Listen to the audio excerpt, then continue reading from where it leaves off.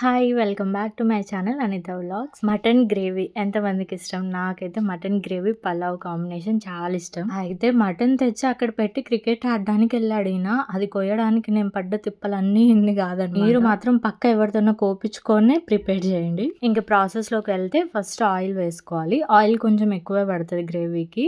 Gravy ఎక్కువ కావాలంటే onions 2-3 తీసుకోండి, మీడియం సైజు. కొంచెం మగ్గిపోయిన తర్వాత సాల్ట్ వేసుకోండి. సాల్ట్ వేసుకుంటే ఇంకా కొంచెం బాగా మగ్గుతుంది అనమాట తొందరగా.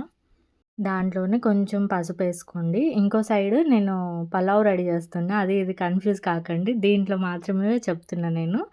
పసుపు వేసుకున్న తర్వాత అల్లం వెల్లుల్లి పేస్ట్ కొంచెం ఎక్కువ ముద్దలాగా వేసుకోవాలన్నమాట. అది కొంచెం మగ్గిపోయిన తర్వాత మటన్ యాడ్ చేసుకోవాలి. నేను మటన్ బాగా ఉడికేంత వరకు ఎలాంటి వాటర్ అవేం వేయలేదు. అవే ప్లేట్ వేసి పెట్టామంటే ఊడుతుంది అనమాట వాటర్, దాంతోనే ఉడికిపోతుంది.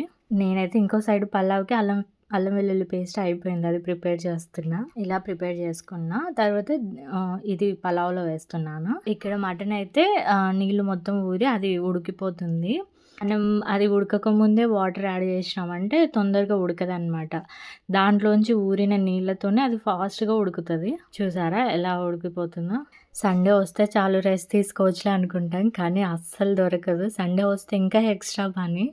ఇక్కడ పలావ్ కూడా ఉడికిపోతుంది అనమాట. దీంట్లోకి నేను 2 గ్లాసుల రైస్ తీసుకున్నా కాబట్టి 4 గ్లాసుల వాటర్ తీసుకుంటున్నా. నార్మల్ వీక్ డేస్లో అయితే 11 కల్లా పనంతా అయిపోయి 1 గంట రెస్ట్ దొరుకుతుంది.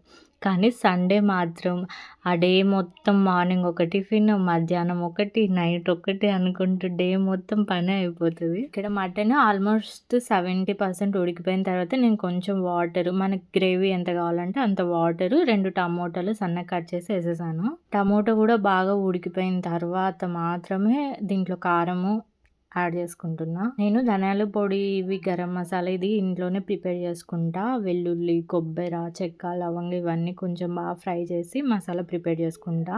అది దీంట్లో యాడ్ చేస్తున్నా అనమాట. ఇంకో సైడ్ మన పలావ్ అయితే రెడీ అయిపోయింది. పలావు, ఈ మటన్ 2 ఒకటేసారి నేను స్టవ్ మీద పెట్టిన.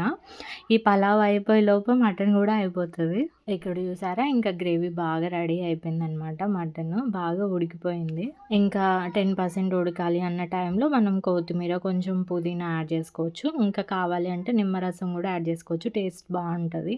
చూసారా గ్రేవీ ఎంత బాగా వచ్చిందో? ప్లేట్లోకి అయితే సర్వ్ చేసుకుందాం.